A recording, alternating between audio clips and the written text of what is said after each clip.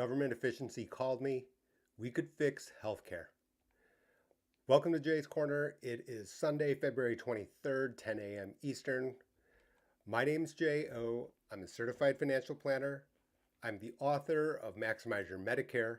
You can buy it anywhere a book can be found. It's also in the largest library systems throughout the country.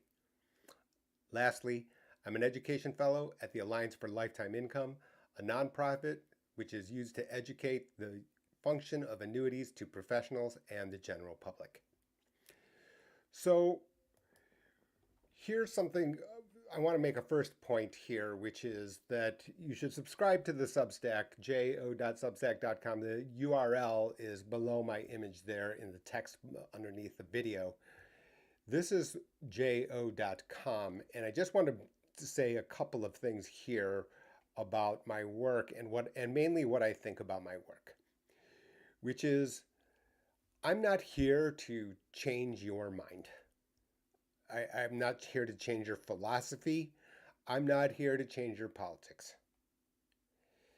I can tell those people who come with a particular bias, and I see them because they unsubscribe to the newsletter. In other words, they're trying to read into something that is simply not there. I can agree, I can disagree. I'm not spending energy trying to change your mind. I'm trying to provide information and guidance about the world that we have, not the world that we hope for. And that world that we hope for will differ from person to person, from location to location. I promise you, your next door neighbor has a different idea. I'm not here for any of that. That if you are reading my messages and my information as that, that's on you. I'm trying to help you understand the world that we have at the way that it worked today. Some of the stuff is just, to be candid with you, befuddling to me. Crazy. I understand that there's a lot of misinformation and mistrust about financial people in general, the financial guidance industries, if you will. For us here, fiduciary responsibility, always duties first, plan first, solutions follow. These are the cornerstones. These are the starting points. These are not up for debate. I simply don't understand it because for me, these are given. These are given. Doesn't matter what your politics or philosophy is. I'm very sure that our roster has plenty of people where I fundamentally disagree. That all said, jo.substack.com, there is a free and paid version. The free is yours. The paid version, you get access to all the archives. You can make comments. There are special member-only information and videos, special extra insight for those people who need to know more. And that's pretty much everyone. I already understand this. But the reality is that since I'm not here as giving you a philosophical or political message, there are financial responsibilities that I have. There are regulatory responsibilities that I have that I cannot cross. Due to the sensitive nature, that's the reason for the paywall. Okay. That all said, we're on to the show here. You can see a pretty long agenda, but we're going to be able to get through it quickly. So DOGE has arrived. I think that is not a shock to anyone, and people are becoming unemployed. Again, you already know the news. Federal employees, temporary federal employees, voluntary layoff, terminations, whatever you want to call it, right? It is just one simple example of what I'm calling white-collar recession. You can look that up on Google by yourself later. This is true. I think that the fact is that you will see many companies laying off people of who you would have thought would have had a stable career. Some of that is AI. Some of that is global competition. I'm not here to settle the economics of how this is occurring. I don't think, my own personal opinion is that I don't think this is going away. The world is changing fast.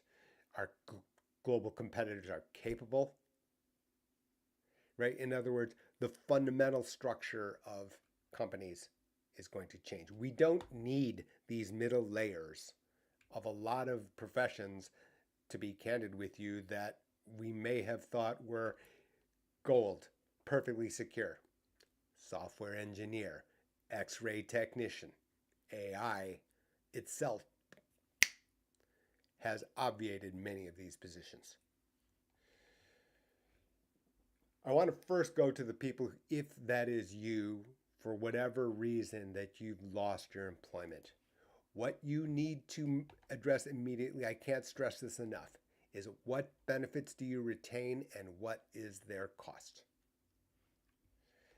For most people, that first means health insurance, right? Because your 401k, your pension benefits, they're going to be set in stone when your employment ends, but those are yours.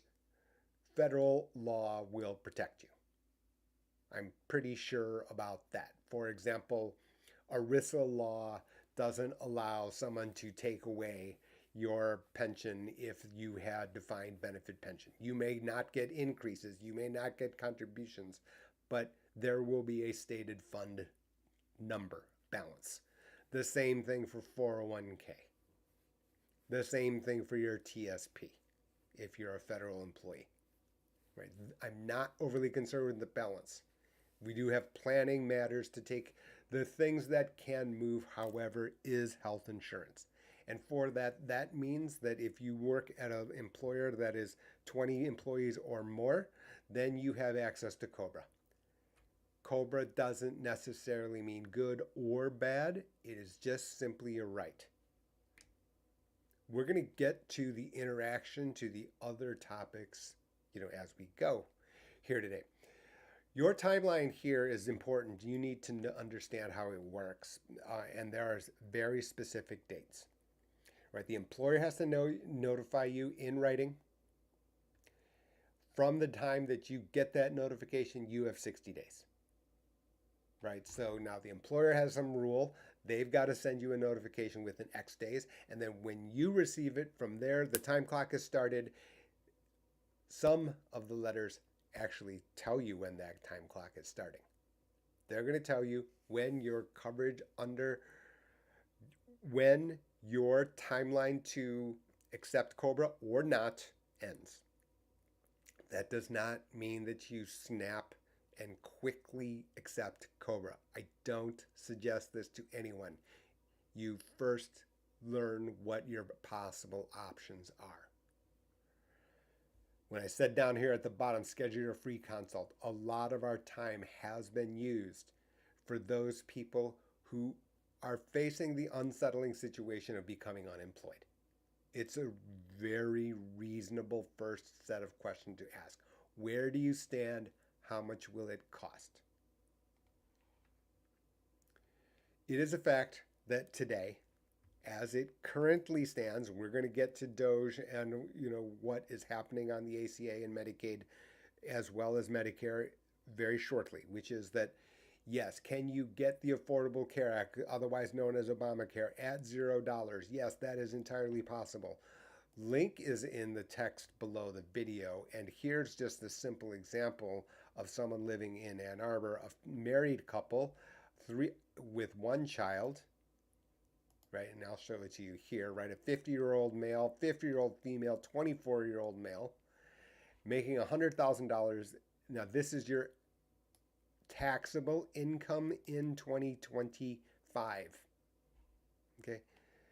This is a very subtle number. A lot of our work has to do with making sure that we get the right estimate here. And the reason for that is because that affects your premium. And you can see it right here in this red, which is the full sticker price is $11.45. But once you get the tax credit, $533. $600 a month difference is a lot to anyone, particularly when you have this unsettling situation of not knowing your employment. whether or not you've accepted the voluntary, whether or not you take the early buyout, whether or not your position has been terminated, doesn't matter. The same exercise to everyone. This is the first stop. Under COBRA, you've got something that not enough people understand or use, which is you have a very valuable look back option under COBRA. Very valuable. And when I say it's valuable, what ends up happening is since you have 60 days to decide, I suggest to people to wait because of this look back option that people do not understand. For example, here it is right here. If you got sick on the 55th day, you can, in other words, when you accept COBRA, the start date goes all the way back to when your employment ended and the coverage under your active employment ended. So if you break your leg on the 55th day, you can have your insurance start when your employment ended and you're fine. You're covered under COBRA. Let's say you don't get sick. You're Mr. or Miss Perfect. In theory, you can wait all the way to the 59th day and then buy COBRA starting on the 60th day, and you'll be the first of the next month. You're fine. Know that the first payment, it is complicated. I never think that you should do things for yourself, right? Because these details, if you miss a detail, I can't help you after you miss the detail. I can help you tons before you before we get there.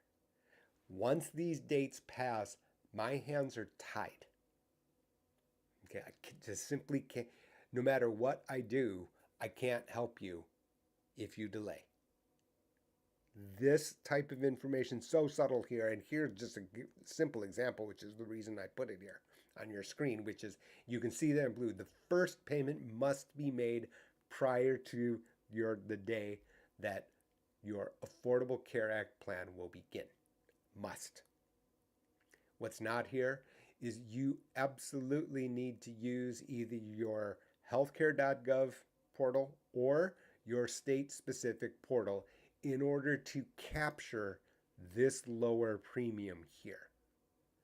You cannot just go and just sign up without going through the application process for this credit, which is this difference between 1145 and 533.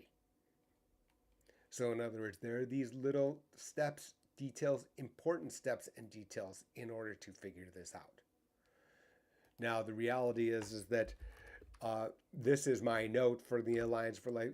I very frequently point this paper out, which is this here is a copy of a research note that I wrote for the Retirement Income Institute, part of the Alliance for Lifetime Income, the nonprofit that I told you that I'm education fellow for. It tells you how and why these tax credits work. So, if we go back here, what you get is that these are important things because the result of DOGE has had these ripple effects that affect people. If you go on social media, you'll find a YouTube short. You'll find a TikTok video. The farm subsidy that I thought existed is gone, for example. Right? It's just simple examples that are getting the headlines today. Nevertheless, the fact is that this can be, everything that I've stated so far can be stated for any person who has lost their health insurance as a result of unemployment for employers where there are at least 20 full-time employees. Okay. Let's talk about the ACA and Medicaid. You don't need a crystal ball. The headlines will start flying and have already started flying very quickly here. That Department of DOGE will be announcing findings. Hot takes will start flying around. I do think that certain, for example, that the underwriting for pre-existing conditions is likely to be safe. I think that that is, not a very complicated prediction to make, right? So that once you can apply, they're not going to ask you whether or not you're a diabetic. I don't see that. That said, I think that finding the guidance privately is going to be notably more difficult. Navigator funding, which are people who are there for information. They are not licensed brokers, but they are volunteers. The funding has been cut from 100 million to 10 million, a cut by 90%. For me, the question is going to be this. The question will be Medicaid expansion, otherwise the advanced premium tax credit. So when I said this, the question is going to be the structure and whether or not you are going to be able to qualify for this. This is directly related to your taxable income in that year. Directly related to taxable income. This is the key thing. This is why I spend this time with people in trying to figure out what their taxable income is so that we can get to this efficient answer. I'm trying to help people drive this down so that what is already an unsettling situation is less so. Very simple. That said, the innards, the calculation, how you qualify, what the price is, how to choose the plan, those are complicated steps. This explains how the premium tax credit actually works. Okay, now, the issue is whether or not that becomes under fire. Because the reality is a lot more people have qualified for this advanced premium tax credit. A lot more. All the way up to 400% of the federal poverty level. So federal poverty level is a, unfortunate term. And I can't spell it. That it depends on your household income and your taxable income. Your household size and your taxable income. So you can see the implication, and I'm going to stop I'm not going to get too far into financial planning, actually until down here, which is basically that the lower that your taxable income is, then the lower your health insurance premium will be. And yet, I still understand that, you need cash in order to pay for groceries. And the eggs that you see everywhere on your YouTube shorts and TikTok. Right, so as a result, it's this balance now, and you can see there are steps involved. It's complicated. I try to make things simple. The reality is Occam's razor doesn't work here because the underlying situation is complicated. I understand, and then you can ask me 1,000 questions, right, until it's clear to you. From there, it's to the consumer, of course. Right, Mr. Perfect chooses a different plan than Mr. Sick-a-Lot. Reasonably so. Last point about here is that COBRA is going to be expensive, but there are many situations where COBRA is still the most efficient. I can't decide that for you without knowing lots of extra facts about you. So you can see here that the point is when it comes back to, right, this is a financial literacy is probably too convoluted, a financial awareness channel, if you will, right, which is that I'm trying to help people draw this balance between, okay, here's what you're able to do, here's how much it costs, well, okay, how much will it cost, and how can I make this fit a person's budget, irrespective of their household net worth. Okay, so now here the good news, right, is the flexibility is still ultimately in the buyer's favor. Right? Under health insurance, it is so highly regulated that it's still in the buyer's favor. So there is good news here.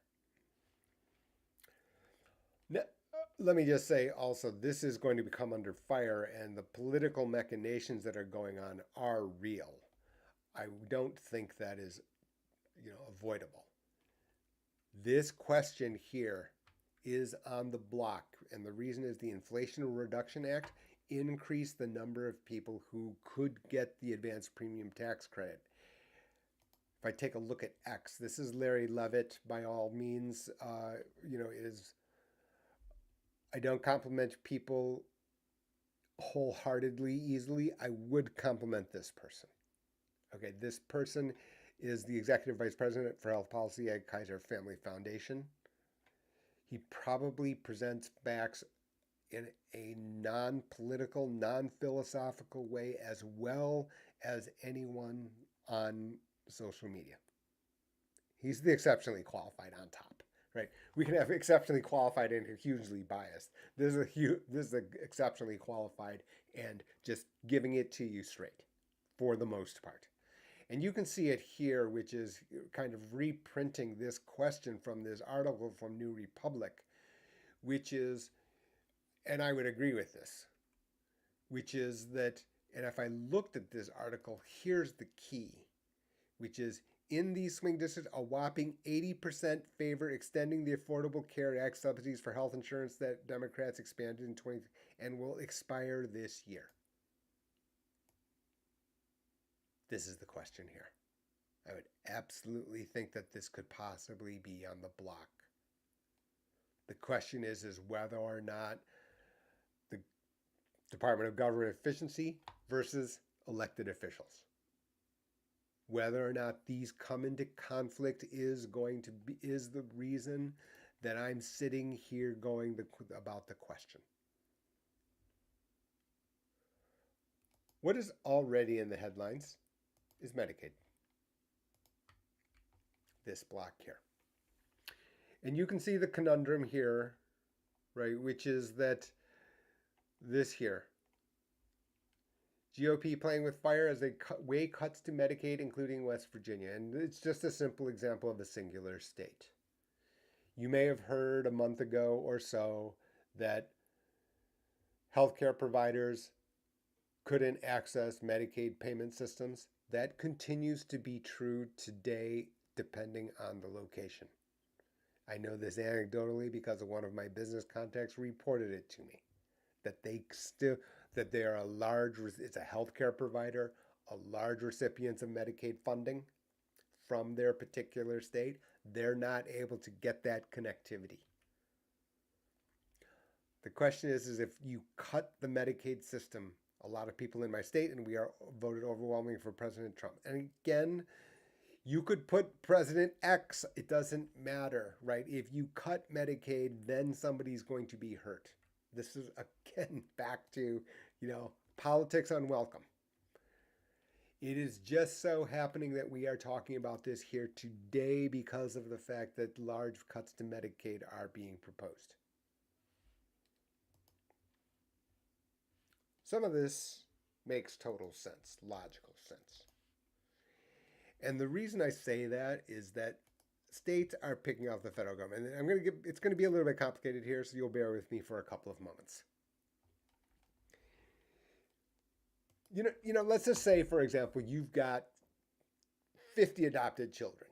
They come from different backgrounds, different countries. The fact is that each of these 50 children are using the rules of the allowance that you're giving to them in a different way. They've got different rules. In the same way, states have different Medicaid rules. The eligibility, the situations, the amounts. And from there, they give a partial bill back to the federal government. So you can see in particular states, for example, you'll see that if you go to skilled nursing facility care under Medicaid, right, that they can go after your assets. And now you have legal structures and all sorts of other types of mechanisms that attorneys try to erect in order to avoid this, prevent this for households. In certain states, that can be effective. In other states, it's not. And the reason for that is because the Medicaid rules are different from location to location. This, and in that, what ends up happening is the states who have weak Medicaid, right, end up saving themselves money, but the Medicaid system itself gets a bigger bill from those states with more lenient, more robust Medicaid benefits. So that's complicated to start. The second part of complication is, as those people affected would know, is that the error rates are high already, right? In other words, prior to a new administration, again, the identity of the president has not mattered, right? It doesn't matter what the party was, that the state are overwhelmed with Medicaid administration. Very complicated, right? It's more complicated now, is what I would say. And for everyday people, what I would say very, very clearly, right, which is that for those people who are on Medicaid, who have presumed you're on Medicaid, I absolutely, positively suggest that you keep on top of your Medicaid eligibility. That maybe can mean you need to sign on to your state portal to make sure that what you thought you had, you in fact have in place. Now, the important difference here is that Medicaid is not the same as Medicaid expansion, which is the unfortunate naming problem that we have in our world. Right? This is a tax credit by the IRS. This here, Medicaid, is administered by your state, not the IRS. The reason I say this is that I'm hearing that people are being dropped off, and they don't know until you know when, right? The worst possible moment, when they have to go to the doctor, they find out from their doctor's office that, in fact, yes, their Medicaid eligibility has changed. And the reason you want to know this is that if you are ejected from Medicaid, that is one of these windows that allows you to apply for the Affordable Care Act. And now all of this stuff here now does apply to you. But again, time matters. The windows matter. This is why, in other words, if 4 months pass by and you've been kicked off Medicaid 4 months ago, you've been ejected, disqualified from Medicaid 4 months ago, and then you come to me and say, Jay, can I get into this? The answer is going to be no. Not until January. So as a result, the Inflation Reduction Act is the big unknown. The grants and subsidies of all sorts have been revoked, as you may have seen. And so now you can see what has happened here, right? Is that you may have believed that you are on a particular income level. Now this assumption has changed, for example. You may be able to get a bigger discount on your health insurance premium. So let's say, for example, you lost 50% of your income for your farm. You can see that your health insurance now, you can remember this used to be 500 odd, this is now down to 0. That is entirely possible. If you understood that this was tax credit to start. And now, since that's based on your income, and your income has dropped as a result of whatever changes have existed due to DOGE or whatever other reason, which can also be from your corporate employer, that in fact that you may be eligible for larger tax credits. I highly encourage that people examine this stuff. Medicaid next. So this is, like I said, if we jump back here, and you can see the conundrum here, which is that yes, do I think that you're going to have lower, and you can see Larry Levitt putting it here, to which I'd probably agree, which is that let's just see here. When you erect barriers to Medicaid like premiums, or you end up rationing coverage by complexity and ability to pay. And so this basically is what I'm saying, right? It is already complicated. There are already errors to start. Promising to be, in the most likely situation, more complicated. More complicated. And you can see, and for people who are on X, I definitely suggest Larry Levitt as a follow, because he does generally give you, and you can see here swatting away certain other hot takes in policies, right? Which is some people might think, okay, our immigration problem is they're receiving, the Affordable Care Act, or they're getting Medicare, et cetera, and Medicaid. No, you don't. Part of the qualification and eligibility is you must be a documented immigrant. For example, under Medicare, crazy people write books about Medicare. You need to have a valid residential status for 5 continuous years. So you have to be documented, and you have to have a document, a government document. So any hot take you see out there is that undocumented immigrants are there getting these federal benefits to which they're not entitled. That's just simply not the case. That is simply not the case. And you can see it here. Medicaid does not reimburse hospitals for emergency care provided to undocumented immigrants. So while that doesn't mean that the hospital doesn't have a problem, right? They will. The point is, it's not going to be paid for via Medicaid, which has existed to be candid with you, in every administration, right? And you can see it here. Some states use their own money. That's on the state. That is not at the federal level. Very complicated, but it's also important to understand the differences, the nuances here, right? Because what ends up happening is everyone just wants to throw a rock without discrimination, right? And it's like, okay, well, just like, it's their fault. This is not the federal government here.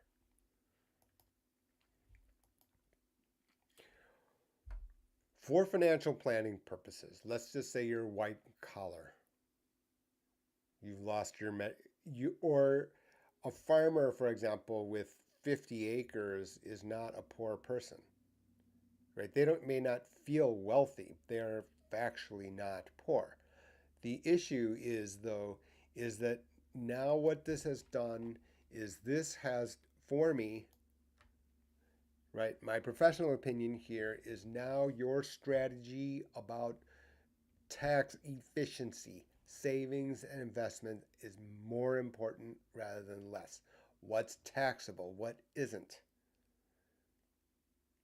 Right? The effect on your entire family, household financial plan, your setup can be notably changed. And you can understand then what I actually do to keep the lights on here, which is I'm helping those households work through these timelines across all of their assets and their expenses, thinking through their investment strategy, not issue selection. Today's not financial advice, which is to then, okay, how do we keep the lights on? How do we make the situation less unsettling? I didn't say unsettling, right? Being suddenly unemployed is unsettling by its nature. That said, how do we manage today and for the years to come? And now we've got a moving target here, right? Because of these, we do have a moving target. There's no question, which is that we need to understand that, okay, well, the rules can change. We need to be flexible, and the ripple effects are going to be all the way down over to here. And that's my point, which is that now the arrangement and knowing what's in these buckets, what's in these rows here, now has become more important, not less, a lot more important, because of the fact that you can see these big differences just here on this line item. This is a $6,000 a year of cash that could be obviously used for groceries and your cable bill or your homeowner's insurance bill, which is now higher. So these are the practical realities here about what's going on. We're just going to continue on. We don't have that much more time. I won't use too much more time out of respect for that time and the rest of your weekend. Here we go to Medicare. So under Medicare, I don't expect base Part A, Part B in the funding. I don't expect like huge funding declines. And the political reality is the AARP usually wins. That there are very few political debates in this country where the AARP, the baby boomers, don't win. Now, there's also a reason for hashtag #OKBoomer, which is if I were Gen Z, millennial, and I had lots of money, I would definitely band together and say, okay, we're getting run over here. That's a fact. That's very true. Very true. All of these rules, Secure Act, etc., what they're doing is they're pushing out tax receipts when we've got interest costs now, today, which are weakening our federal finances. Fact. And every rule change that we see favors who? The AARP. And I'm using AARP not as the organization, but of the generation.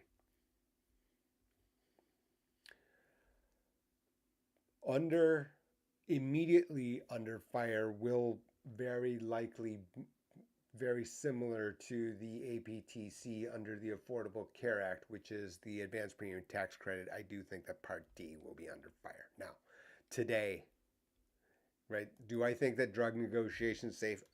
Probably safe. Probably safe.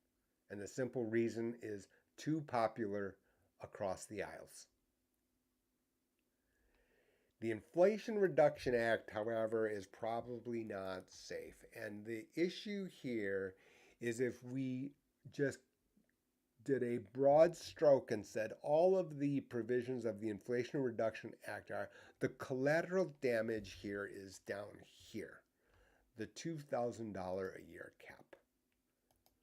This was the outstanding, and I've made lots of notes of it here and appeared in the media very many times, highlighting that this is the real winner here for Medicare beneficiaries, which is there's a $2,000 out-of-pocket cap for prescription drug benefits. So you can see, and I should have ordered this differently, which is since this is the winner, what ends up happening is that month to month today, this seems anecdotally to be violated, and I'm not quite sure how. I'm sure the answer it is, which is there was supposed to be a $35 cap, $30 cap. So I'm very sure that deep in the weeds, and you should call, and I'm going to give you the pro tip, which is down here, which is I would keep on top of your accounting carefully on Part D. Very, very carefully.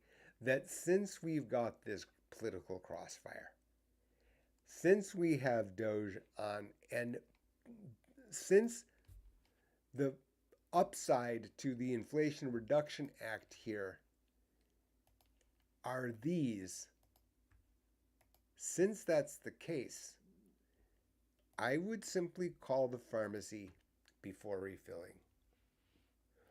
Because if you get a number you don't expect, I would call a different pharmacy, to be candid with you, because all Part D plans, as well as Medicare Advantage prescription drug plans, they're going to have multiple preferred pharmacies. I've told people, look, yes, it's accepted at, let's just call it the big national pharmacies. That doesn't mean that the price is the same from Walgreens, I'm just making it up, Walgreens versus CVS. No, that is not the case. It is not the case that the most efficient price is at Walgreens and not at CVS, even if both are preferred with your Part D plan or underneath your Medicare Advantage prescription drug plan. And when I see these things moving around in ways that we don't expect, my point here to people is that if you have medications, anything expensive whatsoever, check the price before refilling. I don't like when people get negative surprises at the counter. Feels like 10 times worse. I think you know this, right? So today is a unique session here. I'm going to use the last third. Is, the reason I don't point out lots of things on TikTok or in social media and stuff like this is I see lots of, B word and moaning, right? About, fair and shouldn't work this way, or this is how it's supposed to be, or international, our health system stinks compared to some other health system in some country, 3,000 miles away. It should work like them. I reject all of it. And the simple reason is that the way that we are taxed, the way that it costs people to be educated to be healthcare providers in this country, in every healthcare provider, from nurse to physician and every spot in between, is radically different in the United States compared to other countries. Tax, cost of education. So before you come to me and say, oh, well, in Italy, blah, blah, blah, we only play some, some small amount, et cetera, and we get, our healthcare for healthcare expenses are zero because healthcare is free and stuff like that. Yeah, well, you didn't consider the fact that there could be a tax. And in certain countries in Europe, for example, that tax is way over 10% for healthcare alone. Call up your senator and propose that to them. See how far that gets you. That's what I would have said every year until this year. Because the fact is that if we accept tariffs,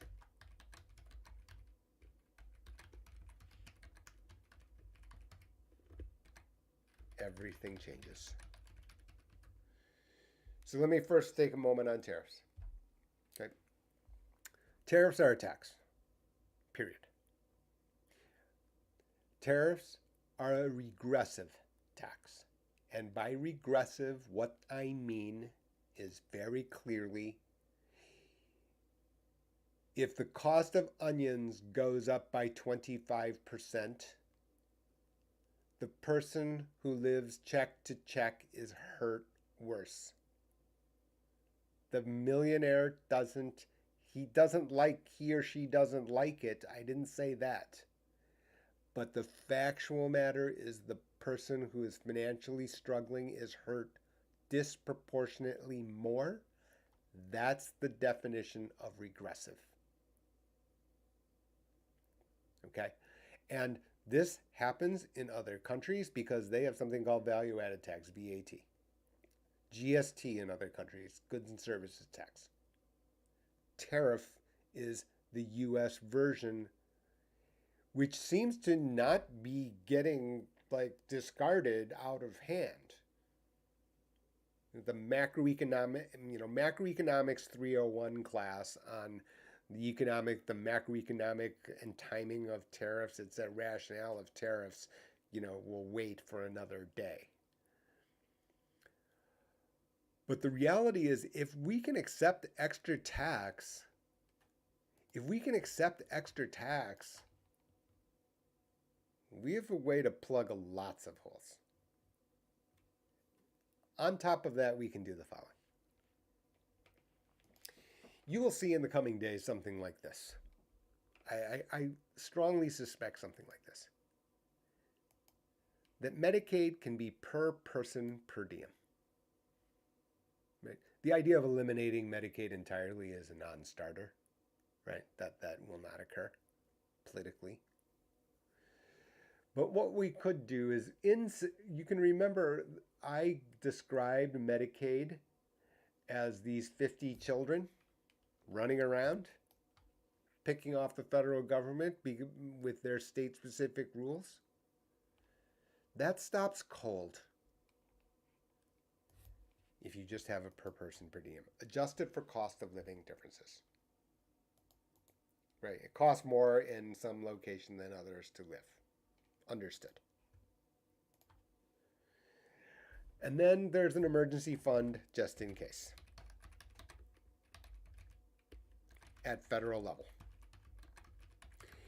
And what I mean by this is the pushback to this block, and this is block grant. This is block grant. And don't get me wrong, this is not a popular proposal, right? The people who are, staunch Medicaid advocates will not like me saying this, but this is possible. Which is, since we are here, and if DOGE happened to call me, which is the thumbnail, right? If DOGE called me, this is what I would start with on Medicaid. And it's not because I'm trying to kick people off Medicaid. It's because I'm trying to not have this. I don't want to have different rules for different locations on something where the federal government is being the one being picked off. So you could make it more efficient simply by per person per diem.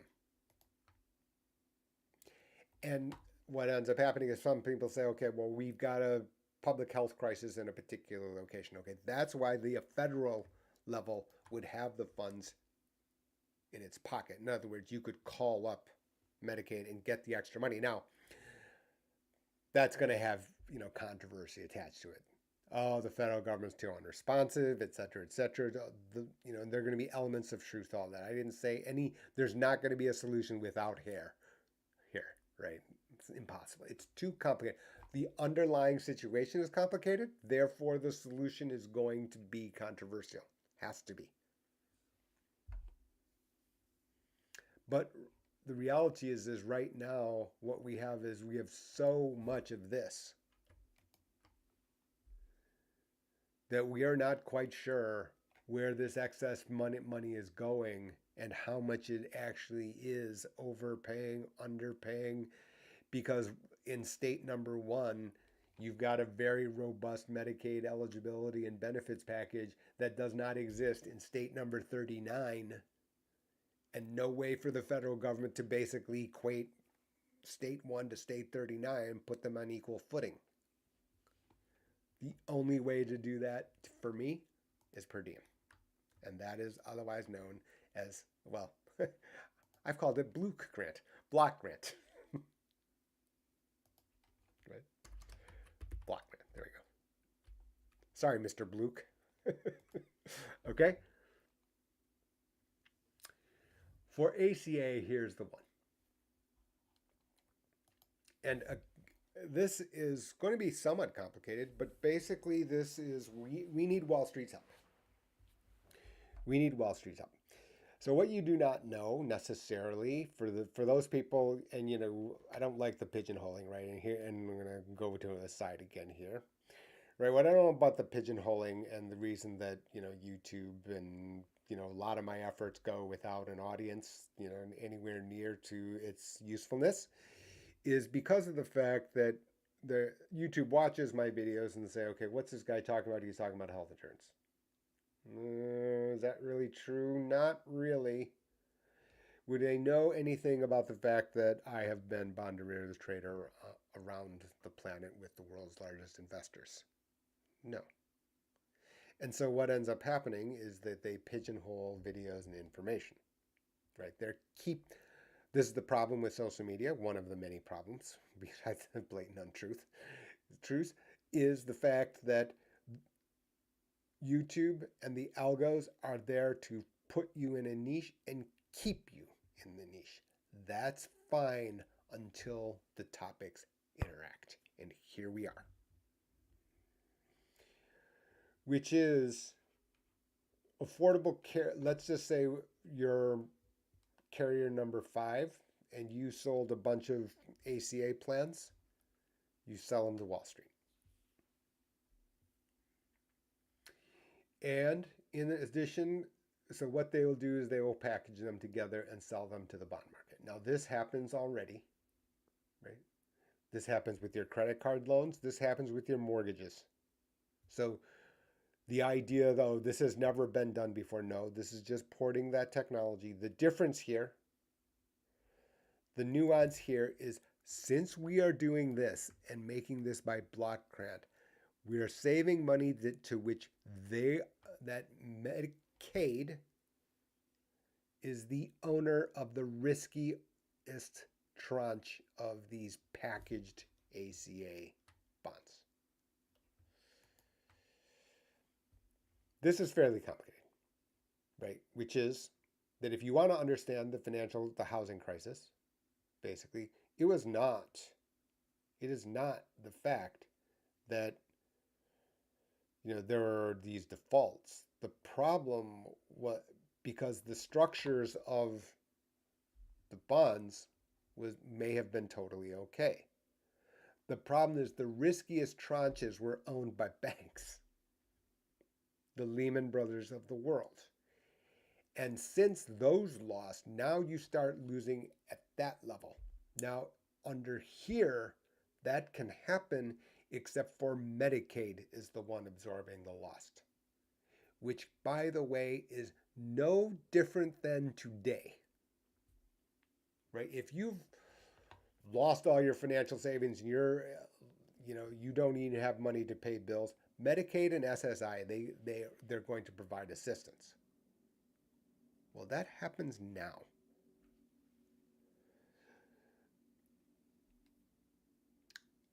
If you have Medicaid as the backstop, now all sorts of other things, it's like a key to unlock the door, right? So in other words, what happens is since this already happens, Medicaid becomes the owner of the riskiest securities, and now reinsurance companies can now start adding extra layers of protection.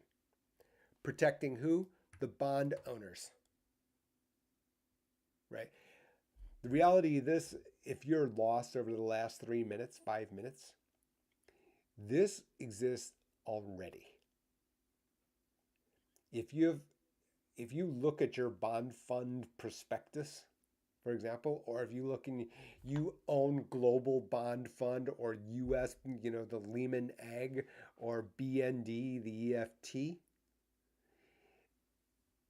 they'll have something called asset-backed securities in there, mortgage-backed securities, Fannie Mae, Freddie Mac, well-known names, right?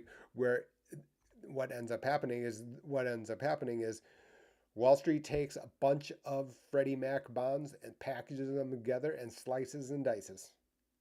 And someone owns risky stuff and someone owns not risky stuff. What I'm proposing here is Medicaid is the systematic owner of the riskiest. And now all of a sudden, since it's the backstop, now we can have other layers of insurance here.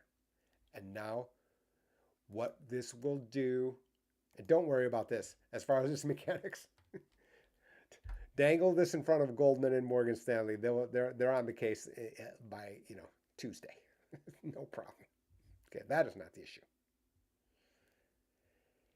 The issue is that insurance companies won't like this a bit.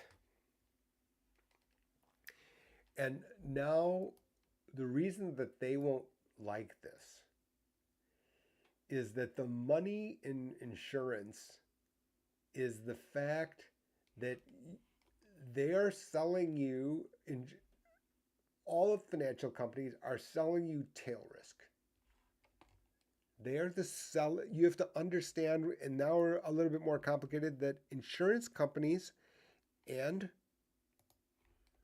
are rightfully, I didn't say wrongfully, they are rightfully the sellers of way out here or way down here. Right? And if that doesn't come to pass, they keep the premium.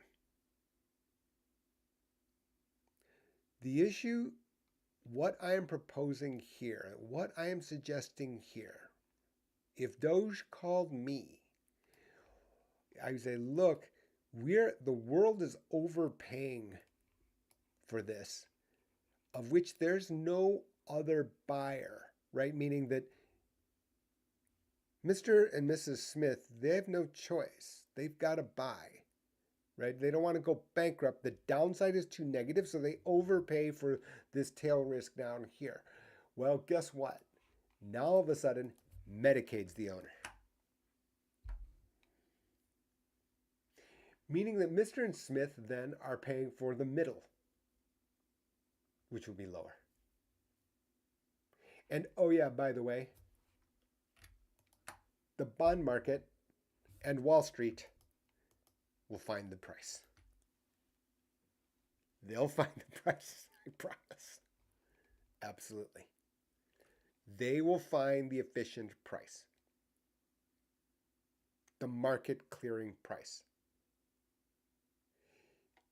The insurance companies won't like this. And the reason they won't like it is because the extra money is in managing, right, the differences, the stuff underneath this blue bar. Network, copay, co-insurance, all the minutia over there. I can't solve that. I promise you that I can't. I promise you that lots of effort has been made and it's failed. You can remember years ago, JP Morgan, Berkshire, who else was it? JP Morgan, Berkshire, Google, or Facebook, one of the two. JP Morgan, Google, and I want to call it Google. That they tried to have this 3-company consortium where everyone could go under the health insurance plan just among those 3 companies, which are enormous. They failed. It failed. Why? Because they couldn't get the attachment points on which to get the coverage and answer what goes on underneath the blue curve. Under this situation, you take care of that because Medicaid is paying the tail, and now you just let the insurance companies do it. That's totally fine since you can't solve it. But what have you done? We've jammed down the price. Why is that? Because the bond market and Wall Street have found the price for you. Who will not like this? The insurance companies. That's where the money is. Right? In the sludge is where the profits are. And this combination takes that away. In a similar way, Medicare. Lots of noise. Lots and lots of noise. Right? You'll see it here.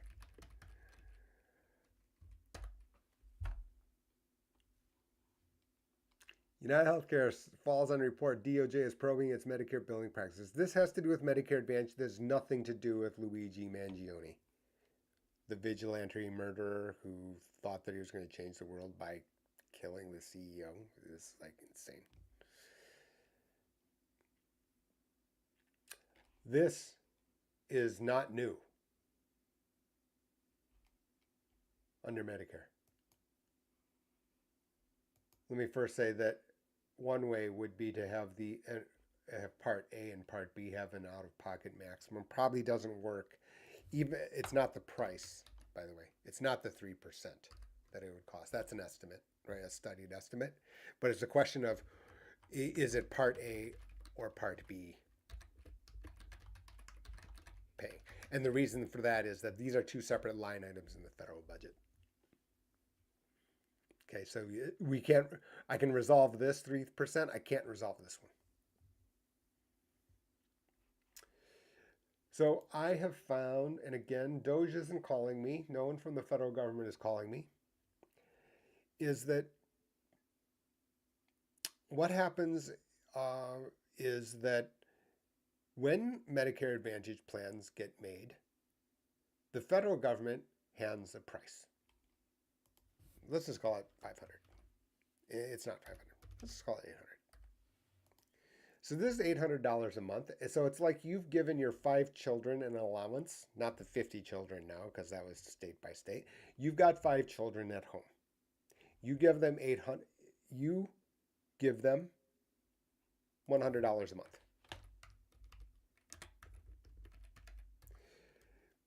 They spend 80. They keep 20. The issue is why? Would you volunteer and just say, okay, I'm going to give everyone $100 a month? You would never do that. What would you rather do? You would rather say, okay, show me your bills,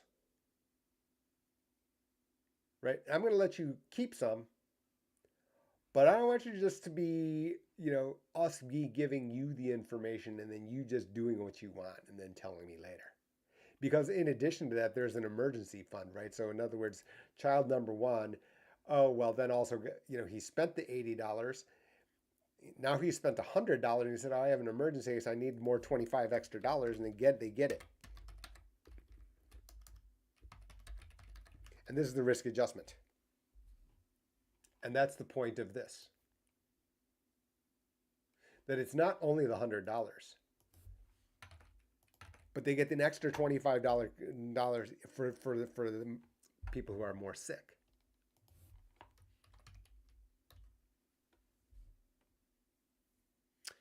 So the issue that I'm proposing is to flip this on its head,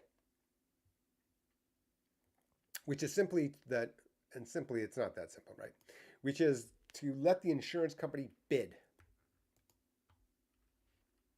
Right? Okay. Again, we are not going to resolve network and all of the other complications here underneath this curve. There are too many attachment points.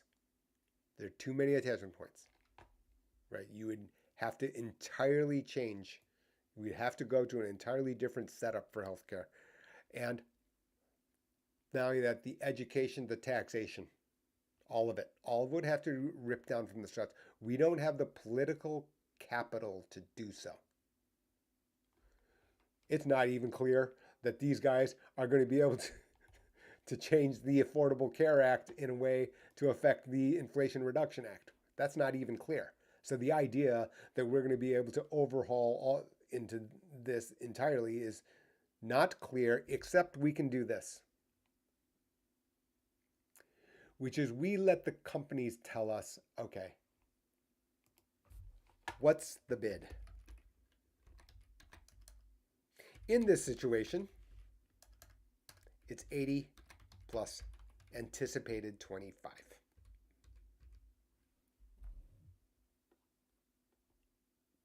Right now, we're just giving them 100, and we're giving them an extra 25 if they've got a cancer patient.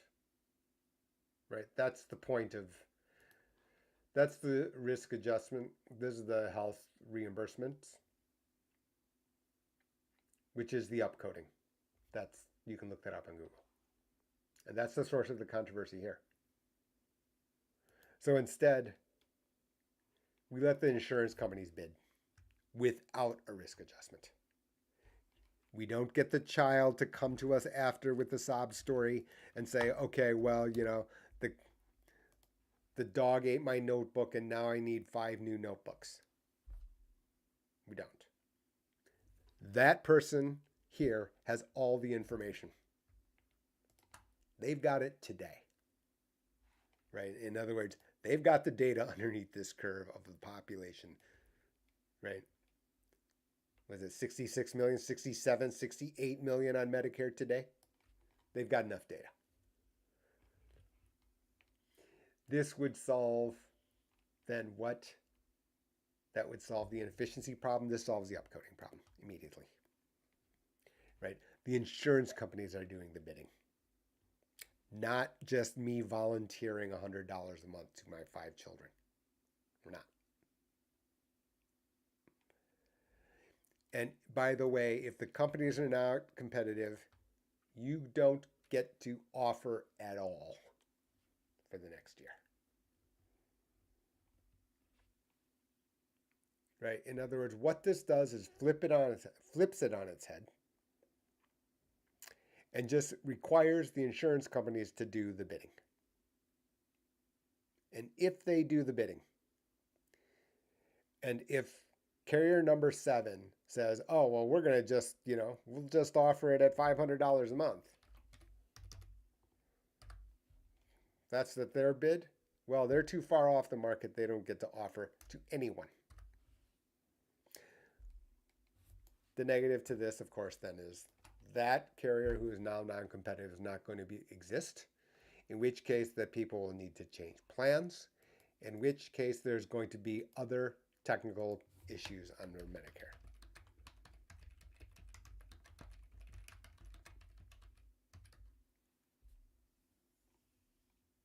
Nevertheless, this is the path. This is a possible path that the CMS could enact. This is doable. Last point here is under prescription drugs. And I've stated this before I changed it to Jay's Corner, it was called the Maximize Your Medicare newsletter. I've been pleading for Amazon to please arrive as a pharmaceutical. Not to, kill off every pharmacy, but it's just simply economics to just get the most efficient price. Another path is to have something called most favored nations, which is a commercial term that is used, and in bond markets world, this is called pari passu. In other words, the technology exists. In other words, no favorable side deals to anyone. That since this is so complicated underneath here, and now the underneath here is, the systematic cost of health and healthcare on an overall basis, since it's so complicated, that you simply just say no side deals. And the way it simply works is if you offer medication 1 at XXX to one party, that's the price everyone gets.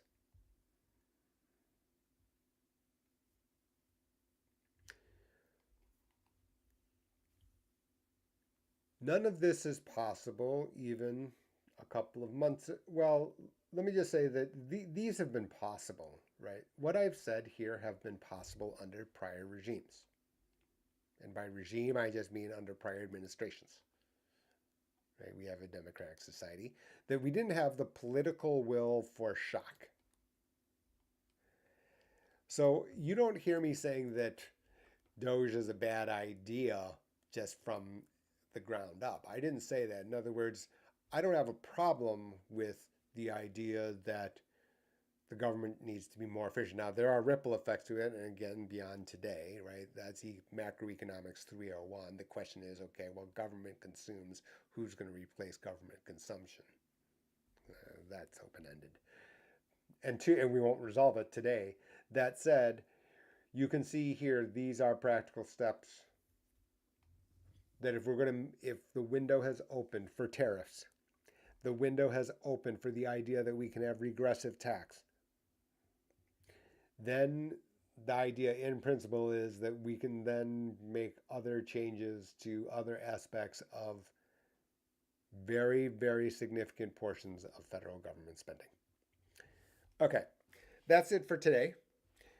jo.substack.com. Be sure to, you can find out other things about me. This is my private website, jo.com, right, which is not the newsletter, but more about me and my work.